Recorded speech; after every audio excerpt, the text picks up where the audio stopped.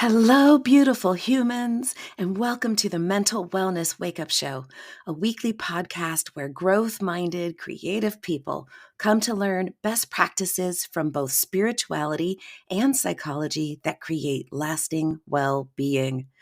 I am your host, mental wellness expert, improvised acting teacher, therapist, and coach, Dawn McMillan. Let's get to it. Hello, you beautiful humans.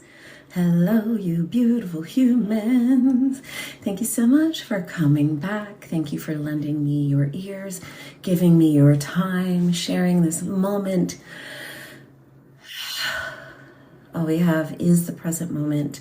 Each one is precious. Each one is here to be thoroughly enjoyed.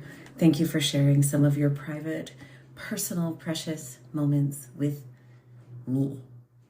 What I want to talk about today is a misconception. So a lot of what we believe to be true, a lot of what has become common wisdom is based on ideas that we thought were true in the past, but we gathered more information and we now know either that they're not true or that they're only partially true. And in the field of psychology, psychotherapy, neuroscience, all of the internal self-help stuff, some of these ideas can be very, very sticky. What we have is sort of this Ponzi scheme of knowledge where we have one coach coaching coaches who coaches coaches who coaches coaches, or one teacher who teaches the teachers who teach. And rather than integrating new information as it becomes available, sometimes we can get kind of stuck in this is the way it was, therefore this is the way it always will be. For example, up until very, very recently, we thought that brains were static, that there was a certain age that you reached and that's it. That's the end of learning. Can't teach an old dog new tricks. You are done. Can't learn a new language. You can't grow. And now we know neuroplasticity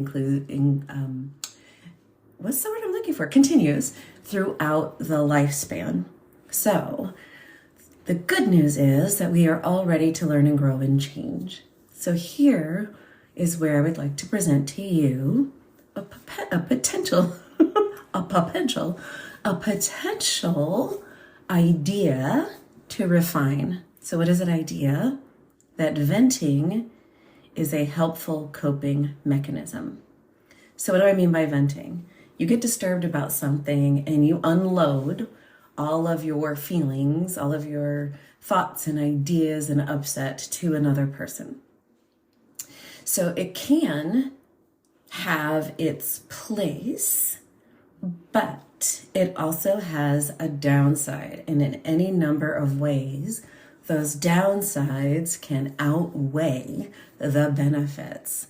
So part of the reason why venting feels so good and the reason why we keep doing it is because it does feel good in the moment to have someone go, oh, no, he didn't.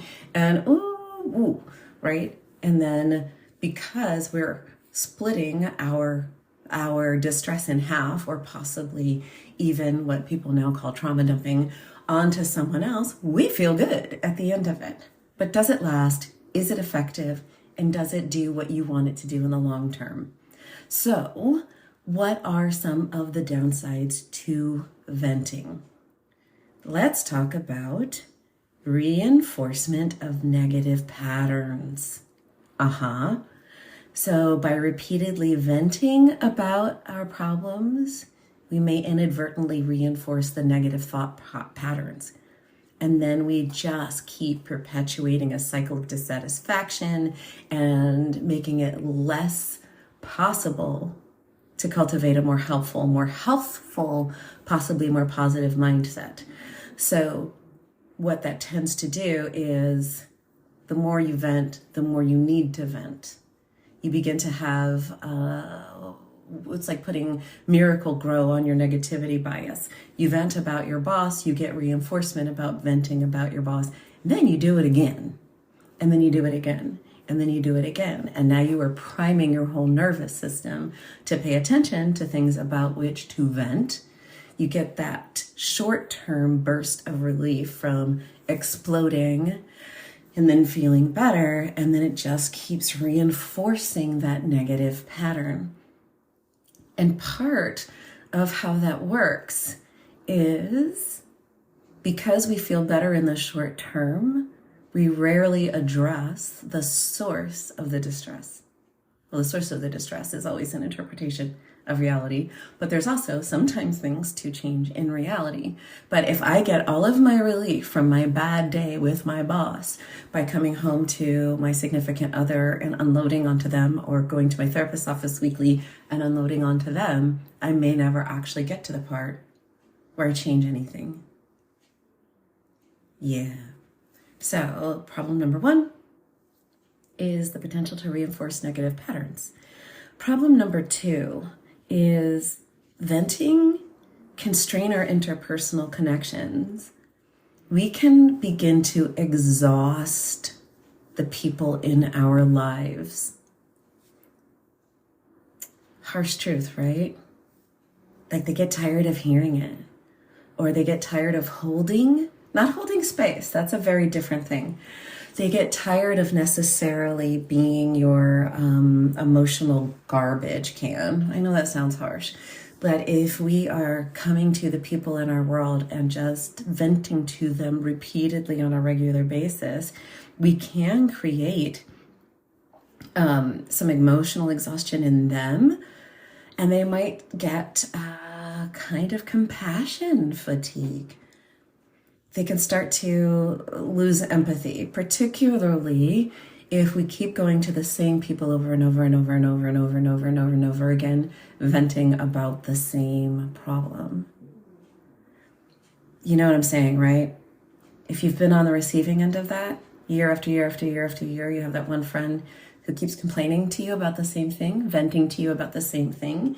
You may reach a point where you're like, are you ever going to do anything about it?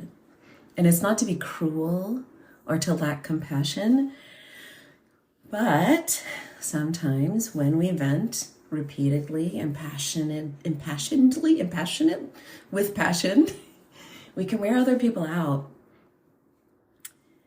So, what might be helpful? Maybe instead of solely relying on venting, we can start to engage in problem solving and a more positive outlook, looking for coping skills, things that maintain sustainable well-being. All right, so I can hear you already, like especially perhaps the more masculine-brained among us, like, oh, wait a minute, you've been telling us all this time to just listen and not try to solve other people's problems. Unless and until that person asks for your help in solving their problems. What I'm talking to is you as a human being. Are you venting just to vent? Are you complaining just to complain? Or are you venting to get it out so that you can understand it, so then you can figure out what to do with or about it? There's a difference. So I'm not talking to people who are listeners. I'm not talking to being on the receiving end. I'm talking about us venting to other people. Are you complaining to complain, to get validation for ain't it awful, to unburden your internal emotional experiences with no intention of either changing your perspective or changing the situation? I've said this before. There are 3 choices in life in regards to upset. There's actually 4 according to DBT. Let's see if I can remember the 4th one. So you can, if something does not appeal to you, you can change it. Make change in the external world. You can accept it. You can decide it's not changing, therefore I will make peace with it. Here's the other one. You can learn to tolerate it. You don't change it. You don't really change your own attitude about it, but you'll learn to put up with it, or you can suffer. In my book, 2 of those are suffering. Tolerating things, in my opinion, is suffering. So what I often say is, you can change a situation, you can accept a situation, or you can suffer. And sometimes changing the situation means changing your point of view about it. In Design Thinking, the book, there is something they call gravity problems. Gravity is gravity. Can't change gravity. So if you have a gravity problem, we're talking laws of physics problems, someone else's behavior, for example, you can't change it, stop trying and move on to changing yourself or getting yourself out of the situation. So you can change, accept, or suffer. What often happens with venting is we stay in suffering because talking about it feels like we're doing something about it, but we are neither changing our perspective nor changing the reality of the situation. Okay, so we can look for ways to change either ourselves, that's the accepting or tolerate it, or to change the actual situation, right? If your neighbors are horrible, buy a new house. The other one is to practice some mindfulness, to take a look within and see the ways in which we are creating our distress by the choices that we are making. And it's hard to do that when we're coming in hot, right? When we're super agitated. And so having those moments where we get quiet and we go within, we can sometimes find new perspectives that shine light on the situation in a way that will prevent us from having to vent about it in the future. And sometimes it's about building resilience.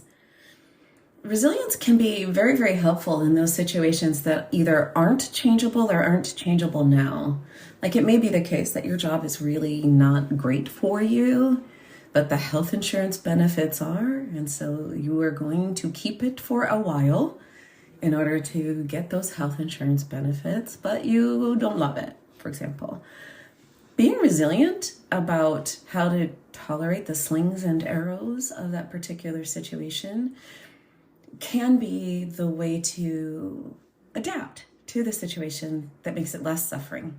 And one of the most powerful ways to build resilience is through gratitude journaling and positive affirmations. So one of the keys to gratitude journaling is specificity. Not, I'm grateful for my family, my house, my car, and my power to vote. It's, I am grateful for my brother because he has the loveliest smile and he told me a joke today. I'm grateful for my home because after I got home today and I put on my fuzzy socks and sat on my couch, I instantly felt relief. Like getting specific enough to where that feeling of gratitude actually emerges.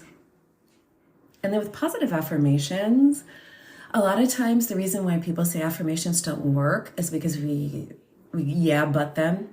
I am whole, perfect, and complete. Yeah, but you're not able to tie your shoes.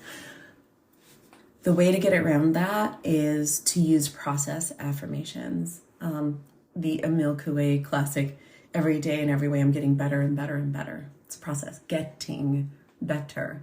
I am becoming the kind of person who is fit and healthy and makes good choices. Try becoming and process-oriented affirmations if your subconscious yeah buts are a little bit too overwhelming. Another way to need less venting is to surround yourself with positive influences, make meaningful connections, get a supportive environment. One of the tools, I've been reviewing my DBT skills in case you can't tell, one of the tools that DBT suggests is to accumulate positive experiences. A lot of times the reason why we're venting and we get that negativity over and over and over again is because we just don't have enough going on. Like, wait, I'm so busy. Busy with what, though? Are you busy running around, filling your time because you're afraid to sit in your own thoughts and be alone? That's not the same thing as accumulating positive experiences. Accumulating positive experiences is calling up an old friend. It is playing with your pet. Accumulating a positive experience is instead of spending money on a new object, you spend money on a new experience. Go for a hot air balloon ride. Visit a mall you've never been and walk around. Sit outside. Dance. Play a video game with your best friend from kindergarten. accumulate positive experiences, and that will help you focus a lot less on the air quotes negative experiences and will help alleviate the need to vent about them. If you have more positive experiences than negative ones, which you can choose for the most part, for most people, most of the time, I can hear you. I know what's happening in the world. I know about suffering. I know about oppression. You can, for the most part, begin to accumulate more positive experiences in any situation, even if it's microscopic. Even if it's teeny tiny baby steps, they do count. And so as we sort of think about adding those positive experiences, connecting to other people, getting sincerely mindful, and maybe refocusing ourselves on gratitude, on appreciation, and all of those subtle ways that we can cope more effectively. Like cope really sounds like tolerating, which is a choice, but there is also acceptance, where you allow things to be the way that they are. There's an argument that all suffering is created by resistance to the way things are, wishing things were different than they are. And what I like, the nuance I like to add is that you cannot change the way that things are. You can profoundly influence the things that will be. What is in this moment is in this moment, and it cannot be otherwise because it's already happened by the time I finish this sentence. So, venting feels good in the short term, but it can become a self-reinforcing negative script for dwelling on our problems and ingraining those neural pathways. It can strain your relationships, and then because it's temporary, we sometimes don't actually go and do anything about it. So build resilience, be grateful, affirmations, accumulate positive experiences, connect with people on things instead of complaining, all the things. Do all the things.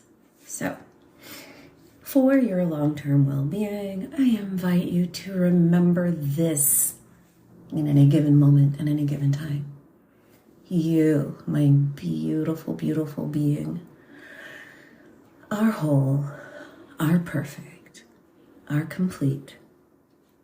You are more powerful than you know, and the choices that you are making in this moment can help create the next moments in a way that is so beautiful.